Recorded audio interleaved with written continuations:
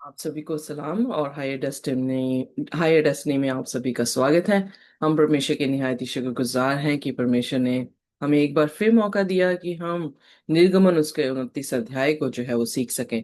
हम ऑलरेडी सीख चुके हैं कि किस तरह से परमेश्वर जो उत्सव है याजकों का, जो कि हम पहला कुरिन्थियंस के 5 अध्याय में भी देखते हैं कि वहां पर पौलुस जो है वो हमें आदेश देता हुआ कि हम किसी भी तरह से उस दिवस में हम अपना जो है यू नो अनलीवन ब्रेड, किसी भी तरह से लीवन ना हो, अनलीवन ब्रेड जो है खुदा को प्रेजेंट करें।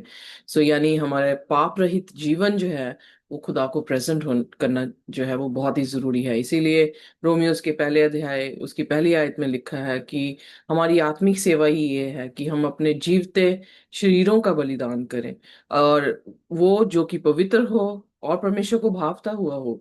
इसलिए हमारी जो सेवकाई है वो जब तक परमेश्वर को ना भाए तब तक हम जो है वो परमेश्वर के करीब जो है वो नहीं आ सकते हैं। यहाँ पर खुदा ने हारून और उसके परिवार को चुना ताकि वो याजकों का समाज बन सके, और याजक का काम उन्हें जो है वो दिया गया। 12 गोत्रों में से लेवी थे जो खुदा के हैकल में जो है वो काम कर रहे थे। तो यहाँ पर उनका यीशु मसीह या खुदा के समीप आना या खुदा को अर्पण अपने आप को करना, हमने देखा किस तरह से उनका जो है देखने को मिला कि खुदा उन्हें आदेश दे रहे हैं कि वो उनके वस्त्र जो है वो जैसे खुदा ने चाहा है वैसे ही उनके वस्त्र जो है वो होने चाहिए, ताकि आई एम सॉरी, ताकि उनके वस्त्र जो हैं वो बिल्कुल क्या हों, खुदा की रजा के अनुसार बने हों।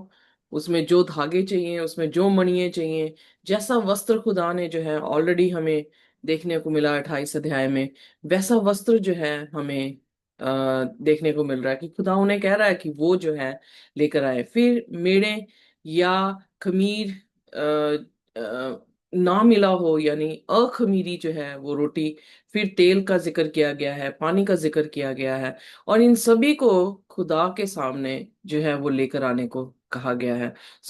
कैसे प्रेजेंट हम करते हैं, कैसे खुदा हमें एक्सेप्ट करता है, हम कैसे भा सकते हैं खुदा को, कैसे हम अपने आप को पवित्र, जैसे रोमियो उसके पहले अध्याय जैसे मैंने जिक्र भी किया उसकी पहली आयत में, हम कैसे अपने आप को प्रेजेंट कर सकते हैं कि खुदा हमारी आत्मिक सेवा को जो है वो ग्रहण कर सके। यकीनन है कि यहाँ से हमें कल जो है वो देखने को मिला कि हम किस तरह से अपने आप को प्रभु यीशु मसीह के सामने जो है वो प्रकट कर सकते हैं। पर आज जो है हम चौथी आयत से सीखेंगे। पर इससे पहले कि हम अपनी चौथी आयत को देखें, आइए अपने सिरों को झुकाएंगे। हम प्रार्थना करेंगे कि परमेश्वर खुद हमसे बोले और हमें समझाए कि उसका कलाम हमसे क्या कहता है। अपने सिरों को झुकाएंगे और प्रार्थना में जाएंगे। हमारे स्वर्गीय खुदावंद, हम आपके शुक्रगुजार हैं, धन्यवाद करते हैं आपके प्रेम के लिए जो हमें कहीं से नहीं मिल सकता खुदावंद। और सचमुच में जैसे भजन लिखने वाला कहता है कि आसमान में कोई और नहीं जिसे मैं जानता हूँ तुझे छोड़कर, तो सच में खुदावंद हमें कोई नहीं जानता, ना जमीन पर और ना आसमान पर, तेरे अलावा। हमारे सिर झुकते हैं इस बात से कि हम परमेश्वर को जानते हैं और उसे समझते हैं, और हम इस बात से भी खुदावंद आपकी वंदना करते हैं कि आप हमसे प्रेम करते हैं। हम भी आपसे प्रेम करते हैं खुदावन, पर उतना नहीं होने दे कि वो मोहब्बत जो आपने हमसे की है हमारे जिंदगियों में भी आए आपके प्रति। हमारे गुनाह गलतियों को आप माफ कर दें। जो कुछ भी हमने जाने अनजाने में अब तक किया है खुदावन, उन सभी गुनाहों को माफ करें, पवित्र लहू से धोकर साफ करें और पाकरू से भरें। आज के कलाम को खुदावन आप हमें समझाएं, आप बोले हम सुने, आप बढ़े और हम घटे, और हमारा यहाँ पर एकत्रित होना खुदावन आपको भा सके। हमें ब्लेस करे। इस प्रार्थना को यीशु के नाम से मांगते हैं, आमीन। आमेन। सो ओके, पढ़ते हैं चौथा वचन, सिस्टर जी। जी। फिर हारून और उसके पुत्रों को मिलाप वाले तंबू के द्वार के समीप ले आकर जल से नहलाया। ओके, यहाँ तब पर यहाँ पर हम देखते हैं कि उन्हें जो है शुद्धिकरण हो रहा है उनका। किस तरह से उनको जो है पानी से नहलाया गया। हम ऑलरेडी इसके बारे में सीख चुके हैं। प्रभु यीशु मसीह ने निकोदेमुस से कहा, यूहन्ना उसका 3 उसकी 3 में, कि जब तक तुम जल और आत्मा से नहीं जन्म लेते, तब तक तुम स्वर्ग को देख भी नहीं सकते हो। तो निकोदेमुस, मैं रियली इस बात से अचंभा करती हूँ कि निकोदेमुस पूछने लगा, क्या मैं फिर दोबारा से अपनी माँ के पेट में जाकर दोबारा से जन्म लूं? सो दूसरा कुरिन्थियन और उसका चौथा अध्याय, उसकी चौथी आयत, अगर हम उसे पढ़ें तो वहां पर खुदा ने जो है अपने दास के जरिए से एक बात जो है हमारे सामने रखी है। देखिए मेरे जी। साथ, तीसरी आयत कुछ से पढ़ दे। अविश्वासी, परंतु यदि हमारे सुसमाचार पर पर्दा पड़ा है तो ये नाश होने वाले ही के लिए पड़ा है, और उन अविश्वासियों के लिए जिनकी बुद्धि को इस संसार के ईश्वर ने अंधी कर दी है, ताकि मसीह जो परमेश्वर का प्रतिरूप है उसके तेजो में सुसमाचार का प्रकाश उन पर ना चमके। सो जो लोग गॉस्पल को समझ नहीं पा रहे, जो लोग, चाहे वो निकोदिमस हो, चाहे वो आज हम हों, अगर हम खुदा के कलाम को समझ नहीं पा रहे हैं, तो यकीन जानिए कि आंखें किसने बंद की हैं, किसने अंधा हमें किया है। शैतान। खुदा के वचन शैतान में ने। लिखा है कि शैतान ने उनकी आंखें बंद कर दी हैं, ताकि वो खुदा के इस ज्योति में प्रकाश को, इस गॉस्पल को जो है वो समझ ना सके। और ये यकीनन बात है कि जब निकोदेमस ने पूछा, तो ये निकोदेमस जो था वो तो ज्ञानी था, वो तो पुराने नियम को अच्छी तरह से जानने वाला व्यक्ति था। उस व्यक्ति को ये समझ नहीं आया कि हरून का पानी से धुलना क्या था, क्या मतलब था उसका। क्योंकि अगर मैं ये कहूं कि उन्हें बपतिस्मे के बारे में नहीं पता, तो फिर अचंभे की बात है कि पौलुस ने बपतिस्मे के बारे में किस तरह से जिक्र किया कि वो लोग पानी से होकर गुजरे, वो उनके लिए बपतिस्मा था। ये देखिए पहला कुरिन्थियन उसका 10 अध्याय और उसका दूसरा वचन। जी। हे भाइयों, मैं नहीं चाहता कि तुम इस बात से अज्ञात रहो कि हमारे सब बाप दादे बादल के नीचे थे, और सब के सब समुन्दर के बीच से पार हो गए, और सबने बादल में और समुन्दर में मूसा का बपतिस्मा लिया। तो यहाँ पर हम क्या देखते हैं कि जब लाल समुंदर से वो गुजरे हैं, तो पौलुस उसको कैसे इंटरप्रेट कर रहा है, कैसे उसे जो है किस चीज को दर्शा रहा है? वो बपतिस्मे को दर्शा रहा है। जब हम सेंचुरी में देखते हैं तो कोर्टयार्ड में मतलब, जो कोर्टयार्ड हिंदी में क्या कहते हैं उसको, वरांडा नहीं, कोर्टयार्ड में जब हम देखते हैं, यानी बाहर जहां पर ऑल्टर था और बेसिन था पानी का, तो इससे पहले कि होली प्लेस में वो जाते, वो उस बेसिन में जो है अपने आप को साफ किया करते थे। तो वो बेसिन किसको दिखाता था, क्या इशारा करता था? अगर ऑल्टर में मेमना था और मेमने से पीछे रिवर्स जाए, तो मेमने के ऊपर हाथ रख के अपने पापों का अंगीकार करना है, मेमने पे विश्वास करना है, मेमना आपके लिए हलाल हो रहा है, और फिर उसके बाद उसके लहू से हम धुल रहे हैं और पानी में जो है वो अपने आप को साफ कर रहे हैं। तो यकीनन ये ABC ऑफ साल्वेशन है, जिसे आजकल के क्रिश्चियन लोग जो हैं वो कहते हैं कि हम खुदा को एक्सेप्ट कर रहे हैं, बिलीव कर रहे हैं, अपने पापों का कन्फेशन कर रहे हैं, और उसके बाद क्या ले रहे हैं? बपतिस्मा ले रहे हैं। यहाँ पर जो याजक है, उसका भी बचने का एक ही तरीका नजर आ रहा है। अगर आप देखें, यीशु मसीह भी जब इस धरती पर आए, तो उन्होंने क्या तरीका इस्तेमाल किया? वो भी बपतिस्मे से होकर गुजरे, क्योंकि खुदा की प्रोटोकॉल है। हर एक कंपनी का एक प्रोटोकॉल होता है। हर एक जैसे मैं नर्सिंग में हूँ, तो हर एक डिजीज को ट्रीट करने का भी प्रोटोकॉल है। उस प्रोटोकॉल को फॉलो करना पड़ता है। अगर हम नहीं फॉलो करते, तो हम जो है अपने आप को खतरे में डाल लेते हैं। इसी तरह से खुदा का भी प्रोटोकॉल है, खुदा के भी गाइडलाइंस हैं, खुदा के भी जो है वो क्या है, व्यवस्था है। अगर हम पापी इंसान होते हुए अपनी चीजों की व्यवस्था रखते हैं, अपनी चीजों की गाइडलाइंस रख रहे हैं, तो व्हाट डू यू थिंक कि हम क्या समझते हैं कि जो खुदा बिल्कुल पाप नहीं है उसमें, वो खुदा जो सर्वशक्तिमान है, जो पूरी कायनात को चला रहा है, क्या वो बिना प्रिंसिपल के चलाएगा? नहीं, वो हमसे भी अच्छा प्रिंसिपल रखता है, हमसे भी अच्छी गाइडलाइंस उसके पास है, और हमसे भी वो बेहतर है। इसीलिए बाइबल में लिखा है, बड़ा खूबसूरत जो है वो वचन है, मैं यहीं पे जो रुक गई हूँ, सॉरी फॉर दैट।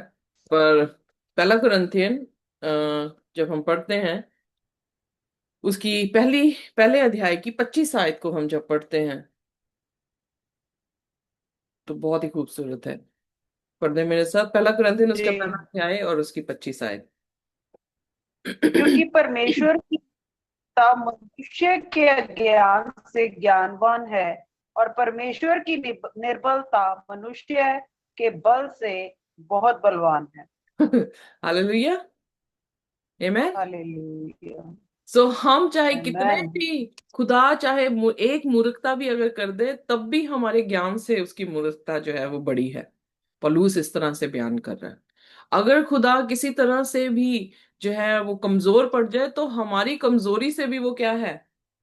बलवान है। यानी हमारे बलवान या हमारी स्ट्रेंथ से भी जो है वो उसकी उसकी कमजोरी बहुत ताकतवर है। सो कहने का अर्थ ये है कि his guidelines, his protocol, his principles, और in other words his commandments जो हैं वो बेटर हैं हमारे लिए, कि हम उसे फॉलो करके जिंदगी को जो है वो पा सकते हैं। सो यहाँ पर भी हम देखते हैं कि वो प्रोटोकॉल हरून के पे भी हरून पर भी जो है वो लागू हुआ। ये नहीं कि सिर्फ आम जनता पर लागू थी, पर हरून पे भी। और उसी तरह से आम लोगों पर भी नहीं सिर्फ, पापियों पर ही नहीं सिर्फ, पर खुदावन यीशु मसीह जो पाप रहित थे, उन्होंने भी जो है वो बपतिस्मा लिया। और उस दौरान हम जानते हैं कि पिता, पुत्र और पवित्र आत्मा, दो तीनों जो है एक ही वक्त पर जो है वो नजर आए। पिता ने शब्द बोले, यीशु वहां पर थे, और आत्मा जो है वो कबूतर की नाई यीशु के ऊपर जो है वो आ उतरा। सो इसलिए जब हम परमेश्वर के सन्मुख आते हैं, तो ये फुटस्टेप्स हमारे लिए बहुत जरूरी हैं। इसीलिए मरकुस उसका 16:16 में लिखा है, जो विश्वास करे बपतिस्मा ले उसी का उद्धार है। सो वो प्रोटोकॉल हमें फॉलो करना ही पड़ेगा, ताकि हम जो हैं वो परमेश्वर की हैकल के अंदर, जो कि स्वर्ग की बादशाहत में है, उसमें प्रवेश कर सके। ओके, अब पांचवा वचन, तब उन निर्गमन उसका। तब उन वस्त्रों तब उन वस्त्रों को लेकर हारून को अंगरखा और अपोद का बागा पहनाना, और अपोद और चपरास बंधाना, और अपोद का काढ़ा हुआ पटुका भी बंधवाना। मैन, सो यहाँ पर अब जब वो धुल गए हैं, तो खुदा उन्हें क्या दे रहा है डालने को? खुदा उन्हें अंगरख पोशाक दे रहा है। Are you getting me? हमारे टाइम जी। में ये कैसे इम्प्लीमेंट हो रहा है कि हम जब विश्वास कर रहे हैं, बपतिस्मा ले रहे हैं, तो खुदा हमें कह रहा है कि मेरे से कपड़े ले लो, ताकि तुम्हारा नंगापन अच्छा। ढक जाए, खत्म हो जाए। या ढक जाए। क्योंकि अगर आप देखेंगे, यीशु मसीह ने पहला जो मौजा किया काना गलील में शादी पर, तो उसने मटके 6 थे, और मटकों को क्या किया उसने? पहले धुलवाया, वो साफ किए गए, उसमें पानी डाला गया, और वो पानी किस में तब्दील हो गया? मैं में। सो कहने दाखरस का में। अर्थ है, या दाखरस में। सो कहने का अर्थ ये है कि खुदा हमें पहले साफ करता है, फिर उसके बाद हमें भरता है। सो जैसे हमने उत्पत्ति में भी देखा, खुदा ने जो है धरती को बनाया, धरती को जो है वो भरा, और जिस चीज को वो भर रहा है उस चीज को वो नाम दे रहा है और आशीष दे रहा है। सो वही प्रोटोकॉल हमारी जिंदगी में भी है। हमें वो तोड़ता है, कुम्हार की तरह उसने एग्जाम्पल दी, हमें तोड़ता है, हमें फिर उठाता है, हमें बनाता है, और बनाकर हमें पर्पस दे रहा है, हमें नाम दे के पर्पस दे रहा है कि हम किस चीज के लिए जो है वो बनाए गए हैं। यहाँ पर भी परमेश्वर जो है हारून को जो वस्त्र उसने आदेश दिया था वो बना दिए गए हैं। अब परमेश्वर के सामने वो अपने आप को अर्पण कर रहे हैं। तो वो कैसे अपने आप को अर्पण कर सकते हैं? जब तक वो अपने नंगेपन को नहीं ढांपते। अब नंगापन पाप से पहले नहीं था, पाप के बाद आया। पर उसके बाद हवा और आदम ने क्या सोचा, हम पत्ते से अपना नंगापन ढांप लेंगे। पर खुदा ने अपनी तजवीज या अपने तरीके से जो है उन्हें क्या किया, उनके नंगेपन को जो है ढांपा, मेमने के कपड़े से उस उन्हें जो है वो ढांपा। अब यहां पर भी परमेश्वर जो है, जो खुदा की सेवादार बनने वाले हैं, उनको क्या कर रहा है, एक पोशाक दे रहा है। उस पोशाक में हमने ऑलरेडी देख लिया खुदावन यीशु मसीह की मिनिस्ट्री है, सेवकाई है। हर आर्टिकल यीशु मसीह की सेवकाई को दिखा रहे हैं, हर आर्टिकल आज हमारे पर भी इम्प्लीमेंट हो रहे हैं। और वो पोशाक पहनी जो है वो बहुत ही जरूरी है। इसीलिए हमने पढ़ा था प्रकाशित वाक्य उसके 16 उसकी 10 आयत में प्रभु यीशु मसीह कह रहे हैं कि मैं चोर की मानिंदाता हूँ, सचेत रहो और वॉचफुल रहो कि तुम्हारे वस्त्र जो हैं वो खराब ना हो। जब हम पैराबल्स में देखते हैं तो पैराबल में भी जब भोज का जो पैराबल है, और उसमें जिन लोगों को बुलाया गया था एक्सक्यूजेस दिए, और खुदा ने कहा जाओ जाके हाईवे से लंगड़े लूले जो भी मिलता है गरीब उन सभी को ले आओ। वहां पर भी जब वो इन्वेस्टिगेट करने आया है कि सब कुछ सही है पार्टी के लिए, तो एक व्यक्ति के कपड़े शादी के नहीं थे। तो उसे जो है वो बांधा और अंधकार में फेंक दिया गया जहां दांत का पीसना है। सो कहने का अर्थ है कि गारमेंट्स जो खुदा की धार्मिकता को दिखाते हैं वो हमारे ऊपर पड़े रहने चाहिए। तभी हम परमेश्वर के सामने क्या होंगे, स्वीकार होंगे। अदरवाइज हम परमेश्वर के सामने स्वीकार नहीं हो सकते। सो इसलिए वो लोग जो ये सोचते हैं ओल्ड टेस्टामेंट डिफरेंट है, न्यू टेस्टामेंट डिफरेंट है, ओल्ड टेस्टामेंट का भगवान और परमेश्वर डिफरेंट है, न्यू टेस्टामेंट का परमेश्वर डिफरेंट है, दे आर मूर्ख कि वो गॉस्पल को समझ नहीं पा रहे। और शैतान ने उनकी आंखों को क्या कर रखा है, अंधा कर रखा है। पर यहाँ पर परमेश्वर ने उनको वो कपड़े दिए, यू नो। सो उन्होंने वो सारी पोशाक पहनी। पोशाक में क्या था, इफोद था, लबादा था, चोगा था, और ब्रेस्ट प्लेट थी, यू नो, टोप था। और उस इफोड में जो एंड में नीचे जो है घुंघरू लगे हुए थे पोमीग्रेनेट के और गोल्ड के, वो भी जो था वहां पे उन्हें दिया गया। सो उन्हें सीना बंद दिया गया, पटुका बांधा गया। तो एग्जैक्टली हम देख रहे हैं कि पौलुस जो है इफिसियों 6 में जो हमारा मल युद्ध है मांस और लहू से नहीं बल्कि अंधकार की ताकतों से है, तो वो आदेश दे रहा है कि आओ हम क्या पहन लें, हथियार पहन लें। उन हथियारों में क्या था, ब्रेस्ट प्लेट थी, उन हथियारों में टोप था, उन हथियारों में जो है वो बेल्ट थी, और स्वॉर्ड था, और शूज। शूज, या शूज थे। सो यहाँ पर हम देखते हैं कि यहाँ पर भी एक तरह से हथियार बांधने को कहा गया है, जो कि हमने इफ्सियों की जब हम पत्री पढ़ रहे थे तो वहां पर भी देखा कि वो भी खुदावन यीशु मसीह के स्वरूप हैं। यानी यीशु के हथियार, यीशु का स्वरूप सत्य, यीशु का स्वरूप है उसका वचन, खुदावन खुद है। सो हम ये देखते हैं कि वो सारी चीजें प्रभु यीशु मसीह को दिखा रही हैं, उसके स्वरूप को दिखा रही हैं। वही चीजें हमें पहनने को कहा गया है। और एग्जैक्टली वही चीजें जो हैं वो पुराने नियम में खुदा के दासों को भी जो है वो कहा गया है। सो इसलिए हम किसी भी तरह से वचन जो है वो बटा हुआ नहीं है, एक ही खुदा है, और उसी एक खुदा ने हम सभी को जो है वो देश दिया है। फर्क ये है कि इतने गॉस्पेल इंटरप्रिटेशन क्यों हो गए हैं, क्योंकि शैतान ने लोगों की आंखों को अंधा कर दिया है और वो देख नहीं पा रहे। सो इसलिए खुदा का शुक्र है कि हम समझ पा रहे हैं कि खुदा का वचन हमसे जो है वो क्या कह रहा है। सो इसलिए अपने हथियार पहन लो। पहला, विश्वास करो मेमने पर। मेमने का बलिदान हमें बचा रहा है। हम विश्वास कर रहे हैं, बपतिस्मा ले रहे हैं, खुदावन यीशु मसीह के बीच में चल रहे हैं। वही होली प्लेस में जो ब्रेड है खुदा का वचन है, लाइट है यीशु मसीह का वचन है, और इंटरसेशन है, यीशु मसीह जो हमारे लिए विनतियां कर रहा है, उसी तरह से हम खुदा के वचन को पढ़कर, दूसरों को साक्षी देकर और प्रार्थना के साथ वो धार्मिकता के वस्त्र परमेश्वर से जो है वो ले सकते हैं। और वो धार्मिकता के वस्त्र जिसमें हथियार हैं हमारे, कि हम शैतान से जो है वो लड़कर प्रभु यीशु मसीह के अधीन रहकर जयवंत हो सकें, वो खुदा ने एग्जैक्टली यहाँ पर पिक्चर जो है हमें दिखाई है। और उसके बाद आइए देखते हैं 6वें वचन में। और उसके सिर पर पगड़ी को रखना और पगड़ी पर पवित्र मुकुट को रखना। अब अभिषेक का तेल लेकर उसके सिर पर डाल उसका अभिषेक करना। ओके, सो यहाँ पर जो पगड़ी थी और उस पे क्राउन था, अगर हम निर्गमन उसका, सॉरी, पिछला अध्याय 28 अध्याय देखें।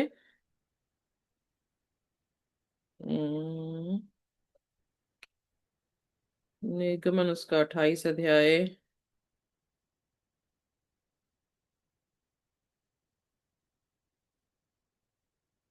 उसकी 36 आयत पढ़ दे मेरे साथ। जी। फिर चोखे सोने का एक टीका बनवाना और जैसे छापे में वैसे ही उसमें से अक्षर खोदे जाएं, अर्थात यहोवा के लिए पवित्र, और उसे नीले फीते से बांधना और फिर वह पगड़ी के सामने के हिस्से पर रहे। आमेन। सो यहाँ पर पगड़ी बांधने को कहा, और उसका जो क्राउन है, क्राउन में क्या लिखा हुआ था? द होलीनेस, परमेश्वर के लिए पवित्र, होलीनेस टू द लॉर्ड।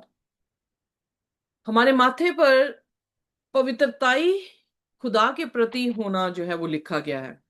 जब हम प्रकाशित वाक्य 14 अध्याय पढ़ रहे थे तो वहां पर क्या लिखा है? पिता का नाम जो है वो लिखा है, और पिता का नाम क्या है? पवित्र है। पिता का नाम पाक माना जाए। Are you getting me? जी। तो जब पवित्र पिता का नाम पवित्र माना जाए, यहां पर लिखा हो, तो हमारे काम कैसे होंगे? अपवित्र के पवित्र? पवित्र।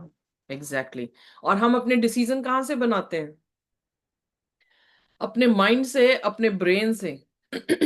यू नो, सो इसलिए हमारे डिसीजन में तभी पवित्रता ही आ सकती है जब हम अपने आप को परमेश्वर को कॉन्सिक्रेट करते, जब हम अपने आप को परमेश्वर के अधीन करते हुए परमेश्वर के कलाम को, उसकी रोटी को खाएं, उसके कलाम के जरिए से उस ज्योति को पाएं, और उसके कलाम के जरिए से सीखें कि हमें दुआ कैसे करनी है जो कि उसको पसंदीदा हो। तो उसी से क्या हो रहा है? हम क्या हो रहे हैं? हमारे माथों पर क्या लिखा जाएगा? Holiness to God. God. What should we say? Amen. Amen. Amen. I am sorry. आइए मेरे साथ निकालिए पहला यूहन्ना उसका 5 और उसकी 14वीं आयत।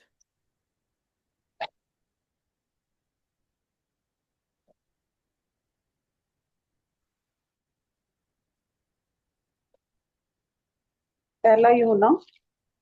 उसकी 5, 14वीं आयत। जी। और हमें उसके सामने जो हियाव होता है वह ये है कि यदि हम उसकी इच्छा के अनुसार कुछ मांगते हैं तो वह हमारी सुनता है। आमेन। सो इसका मतलब इंटरसेशन भी किसकी इच्छा के अनुसार होना चाहिए? खुदा के कलाम के अनुसार, खुदा की इच्छा के अनुसार। सो इसलिए ये सारे इंटर रिलेटेड हैं, हम इनको अलग नहीं कर सकते। खुदा का कलाम खुदा से अलग नहीं हो सकता, खुदा का कलाम क्रिश्चियनिटी से अलग नहीं हो सकता, खुदा का कलाम हमारी वॉक से अलग नहीं हो सकता, क्योंकि हम सेपरेट नहीं कर सकते। हर एक आयतें खुदा के कलाम से हमें ये बताती हैं कि हम कैसे पवित्र हो सकते हैं। हम पवित्र तभी हो सकते हैं जब हम खुदा के कलाम में ग्राउंडेड हों, जब हम उसकी कलाम से रोशनी मिल रही हो और उसके उसके पद चिन्हों पे चल रहे हैं, उसके पाथवे में हम चल रहे हों, और दुआएं भी हमारी वो हों जो उसको पसंद हो।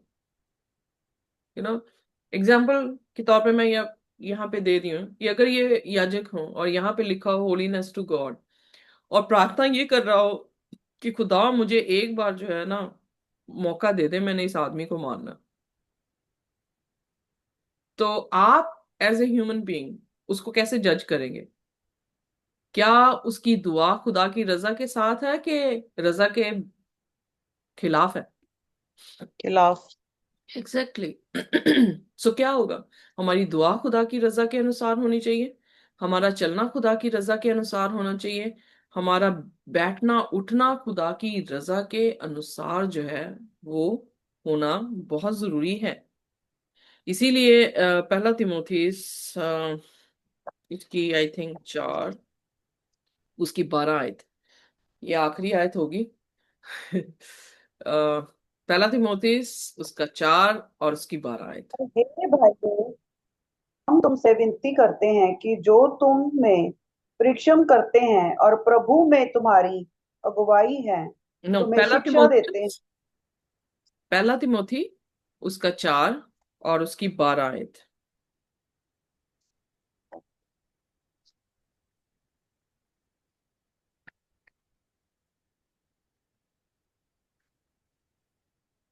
पहला तिमुथियुस उसका 12। 4 की और 12। मैं 4 की 12। जी सॉरी। It's okay. कोई तेरी जवानी को तुच्छ न समझने पाए, पर वचन और चाल चलन और प्रेम और विश्वास और पवित्रताई में विश्वास योग्य के लिए आदर्श बन जा। आमेन। सो यहाँ पे पौलुस क्या आमीन। कह रहा है कि हम किसमें आदर्श या एग्जाम्पल सेट करें अपने आप को? उसने कहा शब्दों में, हमारी बातचीत में, हमारी विश्वास में, हमारी पवित्रताई में, आत्मा में, और क्या, चैरिटी में। यहाँ पर हम देखते हैं कि परमेश्वर जो है हमें होलीनेस टू गॉड किस तरह से देने को कह रहा है। हमारी हर एक चीज में, हमारी सोचों में, हमारे कहने में, हमारे चलने में फिरने में, in everything we should submit our.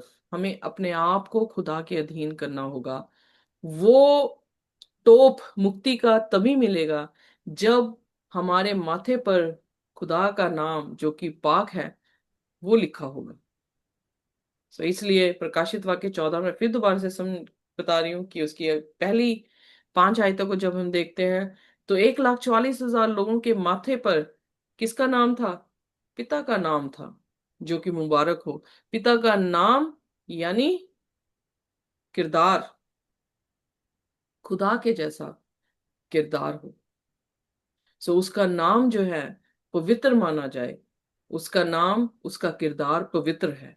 वही तरबियत खुदा चाह रहा है कि उसके चुने हुए लोगों के पास हो, ताकि वो उन्हें स्वर्ग की बादशाह में लेकर जाए। और इसीलिए 1,44,000 लोग मेमने के साथ कहाँ पर खड़े हैं?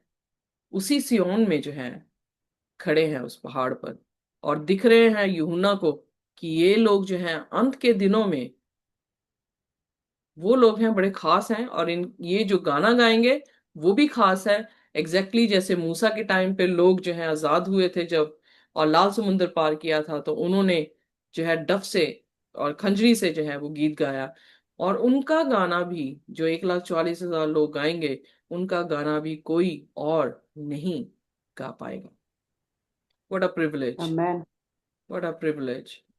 आमीन। और खुदा का शुक्र है कि खुदा ने हमारी आंखें खोली हैं ताकि हम खुदा के कलाम को किसी भी तरह से भिन्न ना देख पाए, अलग ना देख पाए, ओल्ड टेस्टामेंट को न्यू टेस्टामेंट से अलग ना देख पाए।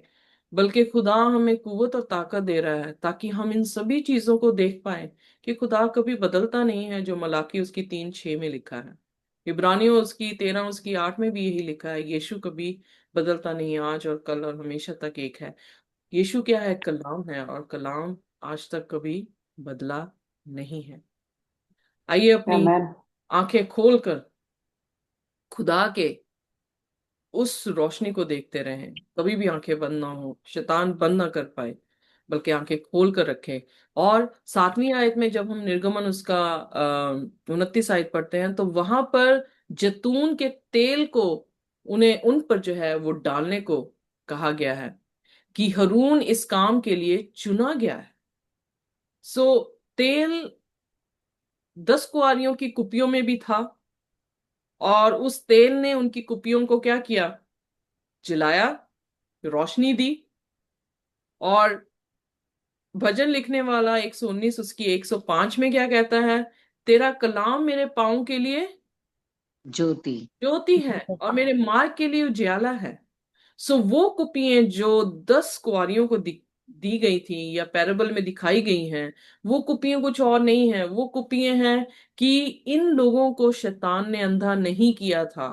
इन लोगों ने खुदा के कलाम को, उसके आदेश को समझा, और वो इनके लिए खुदा का कलाम रोशनी का जो है वो माध्यम बना, जिससे इनका रास्ता इन्हें दिखा और इन्होंने वो रास्ता लिया जिस रास्ते में दूल्हा इन्हें क्या करे? ले जाए। सो हमारा रास्ता भी कब जलेगा? जब खुदा का तेल, खुदा का आत्मा हमें समझाएगा और हम उसको फॉलो करेंगे, और फिर वो हमारी कुपियों पे जो रोशनी देगा, उस रोशनी से हम दूल्हे के साथ स्वर्ग की बादशाहत में जाएंगे। Amen. So this amen. is what amen. whole gospel, Bible का गॉस्पल ही ये है। सो इसलिए स्टिक रखें, खुदा के साथ मजबूत रहें। खुदा आपसे प्रेम करता है, आपको दिखा रहा है, हमें सिखा रहा है। And that's a great honour. ये सबसे बड़ा ऑनर है। चाहे थोड़े हैं हम, बट खुदा हमारे बीच में है। हालेलुया। आमेन। तो आइए अपने सिरों को आमेन। झुकाएंगे और प्रार्थना करेंगे। कोई भी जन हमारे लिए जो है वो प्रार्थना कर सकता है। Hallelujah, hallelujah, hallelujah. धन्यवाद, धन्यवाद है ਮੇਰੇ ਮਹਾਨ ਸਮਰਥੀ ਪ੍ਰਭੂ ਯੇਸ਼ੂ। ਅਸੀਂ ਤੇਰਾ ਧੰਨਵਾਦ ਕਰਦੇ ਹਾਂ ਇਸ ਸੁੰਦਰ ਸਮੇਂ ਦੇ ਲਈ ਪਰਮੇਸ਼ਵਰ, ਜੋ ਤੂੰ ਸਾਡੇ ਜੀਵਨਾਂ 'ਚ ਜੋੜਿਆ ਪਰਮੇਸ਼ਵਰ, ਕਿ ਅਸੀਂ ਤੇਰੇ ਵਚਨਾਂ ਦੀ ਗਹਿਰਾਈ ਵਿੱਚ ਜਾ ਸਕੇ ਪਰਮੇਸ਼ਵਰ। ਅਸੀਂ ਪਰਮੇਸ਼ਵਰ ਜੋ ਤੇਰੇ ਦੁਆਰਾ ਅਲੱਗ ਕੀਤੇ ਗਏ ਹਾਂ ਪਰਮੇਸ਼ਵਰ, ਅਸੀਂ ਯਹੋਵਾ ਕੇ लिए पवित्र जैसे प्रभु जी ਬੋਲਿਆ ਗਿਆ ਹੈ ਪ੍ਰਭੂ ਜੀ ਨਿਰਗਮਨ ਦੀ ਬੁੱਕ ਦੇ ਵਿੱਚ, ਅਸੀਂ ਵੀ ਉਸੇ ਤਰ੍ਹਾਂ ਪਰਮੇਸ਼ਵਰ ਅਸੀਂ ਤੈਨੂੰ ਭਾਣ ਵਾਲੇ ਬਣ ਸਕੀਏ, ਪਵਿੱਤਰ ਹੋ ਸਕੀਏ ਪਰਮੇਸ਼ਵਰ ਪ੍ਰਭੂ ਜੀ, ਤਾਂ ਕਿ ਅਸੀਂ ਤੈਨੂੰ ਭਾਈਏ, ਤਾਂ ਕਿ ਅਸੀਂ ਤੇਰੇ ਹਰ ਇੱਕ ਚਾਲ ਦੇ ਵਿੱਚ ਚੱਲਣ ਵਾਲੇ ਹੋ ਸਕੀਏ ਪਰਮੇਸ਼ਵਰ, ਜੋ ਤੂੰ ਸਾਡੇ ਲਈ ਦਿੱਤੀ ਹੈ ਪਰਮੇਸ਼ਵਰ, ਕਿ ਅਸੀਂ ਵਚਨਾਂ ਨੂੰ ਪੜ੍ਹਦੇ ਹੋਏ ਅੱਗੇ ਨੂੰ ਵੱਧ ਸਕੀਏ ਪਰਮੇਸ਼ਵਰ। ਉਹ ਦੀਪਕ ਸਾਡੇ ਲਈ ਹਮੇਸ਼ਾ ਸਾਡਾ ਚਾਨਣਾ ਕਰਦਾ ਰਹੇ ਔਰ ਸਾਡੀਆਂ ਜੀਵਨ ਨੂੰ ਉਜਿਆਲਾ ਦਿੰਦਾ ਰਹੇ ਪਰਮੇਸ਼ਵਰ। ਅਸੀਂ ਤੇਰਾ ਧੰਨਵਾਦ ਕਰਦੇ ਹਾਂ ਸੁੰਦਰ ਵਚਨਾਂ ਦੇ ਲਈ ਜੋ ਤੁਸੀਂ ਸਾਨੂੰ ਅੱਜ ਦਿੱਤੇ ਪ੍ਰਭੂ। ਬਹੁਤ ਸਾਰੇ ਲੋਕ ਨੇ ਜੋ ਅੱਜ ਦਾ ਦਿਨ ਨਹੀਂ ਦੇਖ ਪਾਏ, ਪਰ ਅਸੀਂ ਪ੍ਰਭੂ ਤੁਹਾਡੇ ਚਰਨਾਂ ਦੇ ਵਿੱਚ ਹਾਂ। ਅਸੀਂ ਤੁਹਾਡਾ ਧੰਨਵਾਦ ਕਰਦੇ ਹਾਂ। ਸਭਾ ਨੂੰ ਬਲੈਸ ਕਰਨਾ, ਆਣੇ ਜਾਣੇ ਵਿੱਚ ਸਹਾਇਤਾ ਕਰਨਾ। ਇਹ ਛੋਟੀ ਜੀ ਪ੍ਰਾर्थना ਨੂੰ ਪ੍ਰਭੂ ਯੀशु मसीह ਦੇ ਸਮਰਥੀ ਨਾਮ ਦੇ ਵਿੱਚ ਮੰਗ ਲੈਂਦੇ ਹਾਂ, amen. Amen, amen. Thank you very much. खुदा की शांति और उसका अनुग्रह हमारे साथ, जब तक हम उसे रूबरू ना देख लें, इसी तरह से हमारे साथ बना रहे। आमीन। आमेन। आमीन। आमेन। आमेन।